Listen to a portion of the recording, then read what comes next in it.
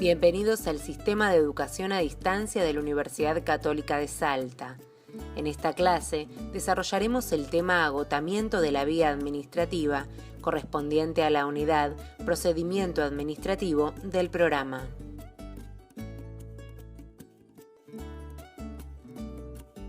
Hola, buenos días. Yo soy Fernando Lagarde, miembro de la Cátedra de Derecho Administrativo. Vamos a ver en esta clase un panorama general de lo que se denomina el agotamiento de la vía administrativa, que es una parte de la unidad correspondiente al procedimiento administrativo. Como idea general, tenemos que tener en cuenta que para que un particular, una persona, inicie un juicio contra el Estado, demande judicialmente al Estado, debe cumplir previamente con una instancia que transcurre en sede administrativa como requisito obligatorio para poder acceder al juicio, para poder acceder al Poder Judicial. Ese requisito previo a cumplir en sede administrativa se denomina agotamiento de la vía administrativa y que es uno de los dos requisitos que se necesita para poder tener por habilitada la instancia judicial.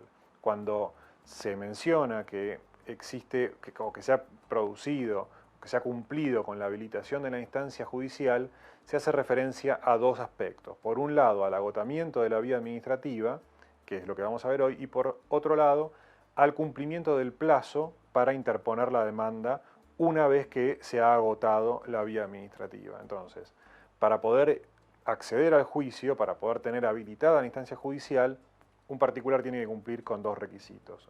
Agotar la vía administrativa por un lado y una vez que la agotó, interponer la demanda judicial en el plazo que establece la ley. Para agotar la vía administrativa, tenemos que tener en cuenta cuál es la pretensión planteada. Concretamente, hay tres pretensiones posibles, en sentido genérico.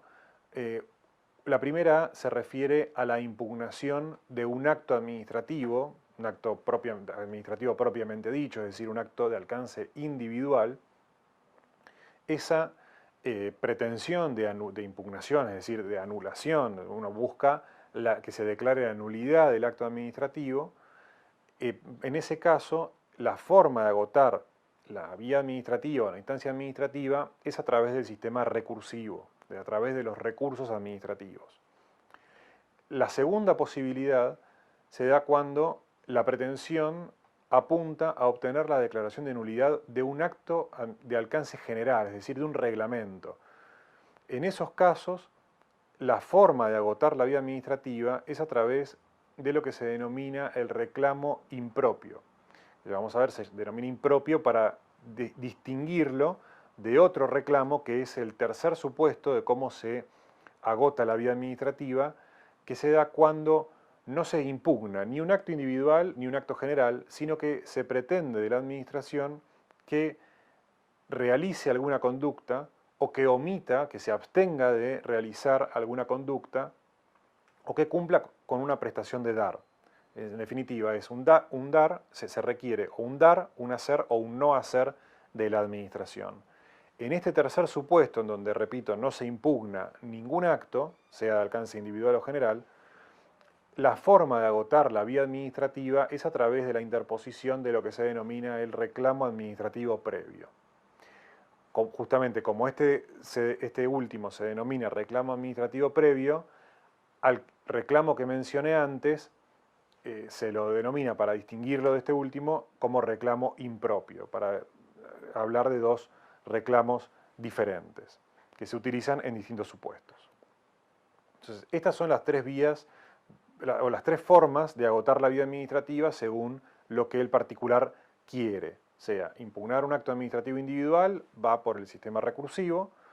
Si quiere impugnar un acto de alcance general, interpone un reclamo impropio, y si no impugna ningún acto, sino que lo que requiere es un dar, un hacer o un no hacer, interpone un reclamo administrativo previo.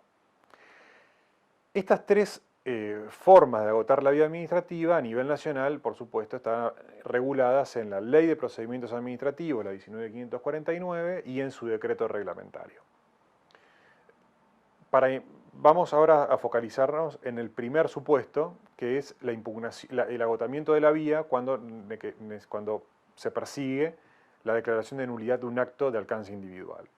En este caso, entonces, tenemos que agotarlo a través de la interposición de los recursos administrativos que prevé el decreto reglamentario. Estos recursos administrativos son el recurso de reconsideración y el recurso jerárquico, o bien el recurso de alzada. ¿Cuándo se aplican cada uno de estos recursos? El recurso de reconsideración se aplica cuando se busca o se pide a la administración que el mismo funcionario que dictó el acto que estamos impugnando lo revise y dicte un nuevo acto para dejar sin efecto el anterior. Por eso se denomina de reconsideración, es decir, se busca que el funcionario que dictó el acto reconsidere la decisión que tomó y la modifique o la deje sin efecto. Este primer recurso, que está previsto entre los artículos 84 y 88 del decreto reglamentario de la Ley de Procedimientos Administrativos, debe interponerse en el plazo de 10 días hábiles administrativos que se cuentan desde la notificación del acto que se está impugnando. Se interpone ante el órgano que dictó el acto y este órgano tiene 30 días hábiles administrativos para resolverlo. Esos 30 días se cuentan desde la fecha de interposición o bien, en el caso de que se haya producido prueba, desde que se presentaron los alegatos en el procedimiento administrativo o bien desde que venció el plazo que había para presentar esos alegatos. Entonces, el funcionario competente para resolver este recurso, que es el mismo que dictó el acto que se está impugnando, tiene 30 días hábiles para resolverlo. Si la resolución es favorable al pedido del particular y por lo tanto se hace lugar al recurso, el procedimiento termina ahí porque el particular obtuvo lo que buscaba, que era la modificación o la anulación del acto administrativo. En cambio, si el recurso es rechazado, el particular tiene todavía que cumplir con una instancia más dentro de la sede administrativa, es decir, ante la administración. Esa instancia adicional que todavía le falta para poder agotar la vía administrativa es justamente el recurso jerárquico. ¿Cuándo se interpone este recurso jerárquico? Cuando se le notifica al particular que se ha rechazado el recurso de reconsideración, que veíamos recién, o bien puede interponerse también sin necesidad de haberse interpuesto previamente el recurso de reconsideración. Es decir, en ese caso el particular puede optar por interponer primero reconsideración y luego el jerárquico o bien directamente el recurso jerárquico. ¿Por qué se denomina jerárquico? Porque lo resuelve el funcionario que es el superior jerárquico de quien dictó el acto original que se está impugnando. Ahora, hay que tener en cuenta que no necesariamente es el superior jerárquico inmediato a aquel que dictó el acto original, sino que puede ser uno que esté todavía por encima del superior jerárquico inmediato. Y voy a poner un par de ejemplos para que esto se entienda. Nosotros tenemos, en un ministerio, tenemos distintos niveles jerárquicos. El superior jerárquico de un ministerio es el ministro, debajo del ministro hay un conjunto de secretarios ministeriales, debajo de cada secretario hay varios subsecretarios, y debajo de cada subsecretario hay directores, nacionales o generales. Esa es la pirámide típica de organización de un ministerio. Por supuesto, por encima del ministro está directamente el presidente de la nación. Tengan en cuenta que, más allá de las distintas opiniones doctrinarias, hoy por hoy el criterio de la Procuración del Tesoro acerca del jefe de gabinete es que el jefe de gabinete es un ministro más, no es un jefe de ministros, sino es un ministro más. Por lo tanto, si dibujamos o diagramamos el organigrama de la administración, vamos a tener en la cabeza al presidente de la nación y debajo inmediatamente a todos los ministros y al jefe de gabinete en un pie de igualdad entre ellos. Debajo de los ministros, los secretarios, luego los subsecretarios y luego los directores nacionales o generales. Entonces, si el acto original que estamos cuestionando fue dictado por un secretario ministerial, un subsecretario o un director, el recurso jerárquico siempre es resuelto por el ministro del cual dependen. Por lo tanto, no necesariamente es sobre el superior jerárquico, porque supongamos que el acto fue dictado por un director nacional. El superior jerárquico inmediato es el subsecretario. Sin embargo, el recurso jerárquico directamente se resuelve por el ministro. Lo mismo sucede si el acto se dictó por un secretario, que ahí sí coincide quien lo resuelve con el inmediato jerárquico superior del secretario, porque lo resuelve nuevamente el ministro.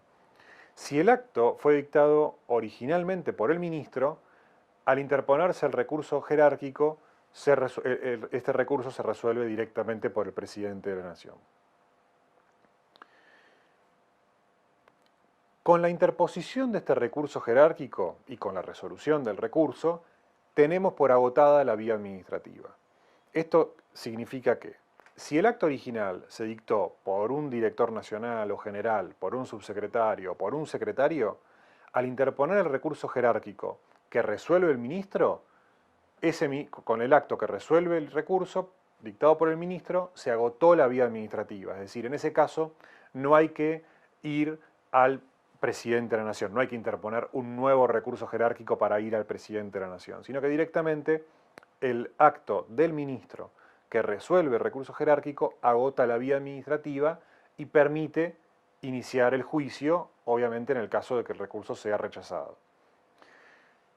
En cambio, cuando el acto original que se impugna fue dictado por un ministro y se interpuso el recurso jerárquico, ese recurso lo resuelve el presidente y ese acto que resolvió el recurso agotó la instancia administrativa y permite ya la interposición de la demanda judicial. Entonces, el recurso jerárquico es obligatorio para agotar la vía administrativa. Si el acto original fue dictado por un funcionario de nivel de secretario o inferior, tenemos que interponer el jerárquico para que lo resuelva el ministro y de esa forma agotamos la vía. En cambio, si el acto original fue dictado por el ministro, tenemos que interponer el recurso jerárquico para que lo resuelva el presidente y ahí agotamos la vía administrativa. Siempre el recurso jerárquico es obligatorio. No así el recurso de reconsideración que mencionábamos antes, porque como les decía recién, el recurso de reconsideración puede no interponerse y en su lugar puede interponerse directamente el recurso jerárquico. El plazo para interponer recurso jerárquico es de 15 días hábiles administrativos desde que se notificó el acto que estamos impugnando, a diferencia del de reconsideración que era de 10 días hábiles administrativos. El plazo para resolver el recurso por el órgano competente, sea el ministro o sea el presidente, es igual que en el caso anterior, es decir, de 30 días hábiles administrativos contados de la misma manera, es decir, desde que se interpuso el recurso o bien, en el caso de que se haya producido prueba, desde que se presentaron los alegatos o desde que venció el plazo para presentar esos alegatos. Tanto para el recurso de reconsideración como para el recurso jerárquico, si se vence el plazo de 30 días hábiles que tiene el funcionario para resolver y no se dicta el acto que resuelve el recurso, el particular recurrente puede tener por denegado el recurso en forma tácita, es decir, por silencio. ¿Para qué se permite que el particular pueda considerar denegado el recurso que interpuso cuando el funcionario no lo resolvió en el plazo indicado, es decir, en el plazo de 30 días hábiles? Porque de esa manera le permite al particular seguir adelante con el procedimiento o eventualmente iniciar la acción judicial si lo que no se resolvió fue justamente el recurso jerárquico. Entonces, configurado el silencio, el particular puede avanzar, ya sea, si interpuso el recurso de reconsideración, puede interponer el jerárquico. Y si interpuso el jerárquico, puede ir directamente a sede judicial. Bueno, para terminar el panorama de los recursos, como la primera forma de agotar la vía administrativa, nos quedaría el recurso de alzada, que se interpone contra actos dictados por la máxima autoridad de un ente descentralizado. Entonces, por ejemplo, la AFIP o el Banco Central o una universidad nacional o un ente regulador, son todos ejemplos de entes descentralizados cuando la máxima autoridad del ente descentralizado